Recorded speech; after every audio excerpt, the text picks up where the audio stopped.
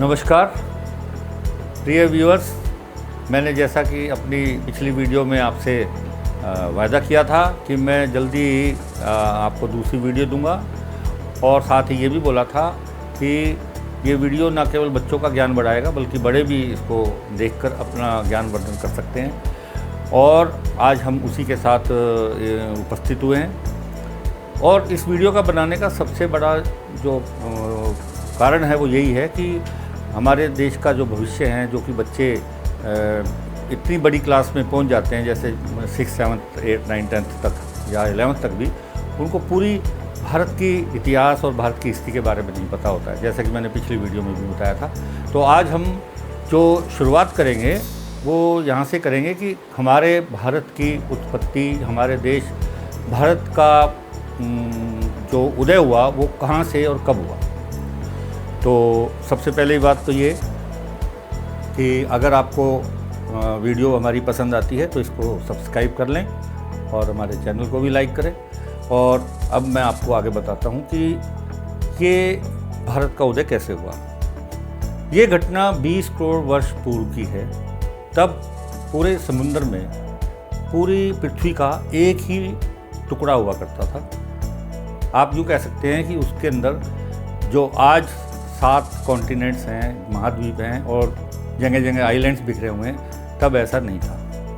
पूरे समुद्र में एक ही टुकड़ा था और ये 20 करोड़ वर्ष पहले की बात है। और तब जो ज़मीन के अंदर जो टेक्टोनिक प्लेट्स हैं और उनकी हलचल हुई, उनकी हलचल होने से और वो पृथ्वी का जो टुकड़ा है वो टूटा और इस पूरे पृथ्वी के टुकड़े को बोला गया गोंडवाना लैंड। और इस गोंडवाना लैंड के बिल्कुल मध्य में था उस समय जम्बू द्वीप।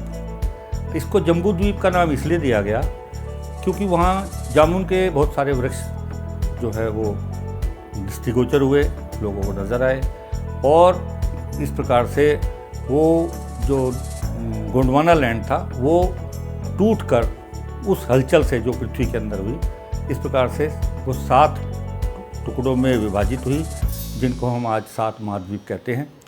और जो हमारा गोंडवाना लैंड टूट के जब जम्बू द्वीप अलग हुआ तो वो जम्बू द्वीप कहलाया बाद में जाके भारतवर्ष। और भारतवर्ष के बाद वहाँ आर्य आए। अब ये कहाँ से आए, कब आए, ये एक अलग वीडियो में हम बताएंगे आपको। अभी आज जो हमारा विषय है कि भारत कैसे और कब बना। तो जब ये आर्यवर्त के नाम से जाना गया, आर्यवर्त के बाद इसको एक हमारे यहाँ राजा भरत हुए, उनके नाम पे इसको भारत नाम दिया गया। उसके बाद यहाँ पे अंग्रेज़ लोग आए। अंग्रेज़ लोग जो, क्योंकि ये हमारा जो भारत संस्कृति थी, जो हमारी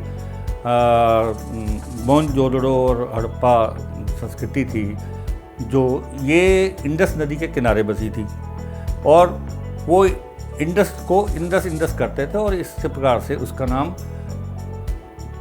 वो हम क्योंकि इंडस के साथ रहने वाले लोग थे तो वो हमको हिंदू बोलते थे, तो वो हिंदू होते होते वो हिंदू हो गया और उस प्रकार से फिर इसका नाम हिंदुस्तान पड़ा।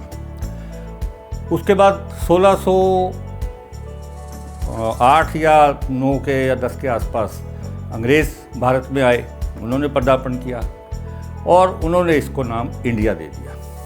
ये तो था नामकरण की प्रक्रिया जो गोंडवाना लैंड से शुरू होके और जम्बू द्वीप से शुरू होके और इंडिया तक पहुंच गया।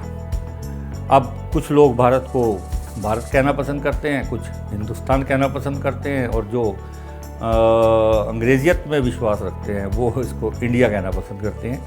लेकिन कुछ लोग ऐसे भी हैं जो भारत को भारत के नाम से ही जानना चाहते हैं। तो अब सवाल ये उठता है कि ये जम्बू द्वीप कब, कितना पुराना था। अभी मैं यहाँ पे आपको एक बात और बताता हूँ। हमारे जो वेद है वो सबसे पुराने इस संस्कृति का हिस्सा माने गए हैं। तो हमारे 4 वेद हैं, अथर्ववेद, सामवेद और यजुर्वेद और फिर है ऋग्वेद। इनमें ऋग्वेद हमारा सबसे प्राचीन वेद है, उसके अंदर हमारे जम्बू द्वीप का जिक्र है। अब आप इससे अंदाज़ा लगाइए कि सभी इतिहासकार और जितने भी खगोल शास्त्री है वो सब ये कहते हैं कि ये घटना 20 करोड़ वर्ष पहले हुई थी। इसका अर्थ ये निकलता है कि हमारे जो वेद हैं वो भी लगभग इतने ही पुराने हैं। क्यों? क्योंकि वेदों में जम्बू द्वीप का जिक्र है।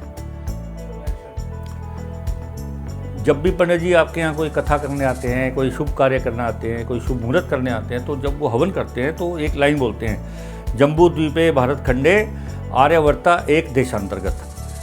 अब इस पूरे एक वाक्य से और साथ में वो समय और तिथि बोलते हैं, तो पूरी की पूरी समझो कि वो जीपीएस का बता देते हैं कि इस समय हमारी लोकेशन ये है। तो हमारा तो वेद सारे कुछ पहले से ही बता देते थे। तो हमने वीडियो की शुरुआत में आपको आज बताया था कि भारतवर्ष कैसे बना। अब जब ये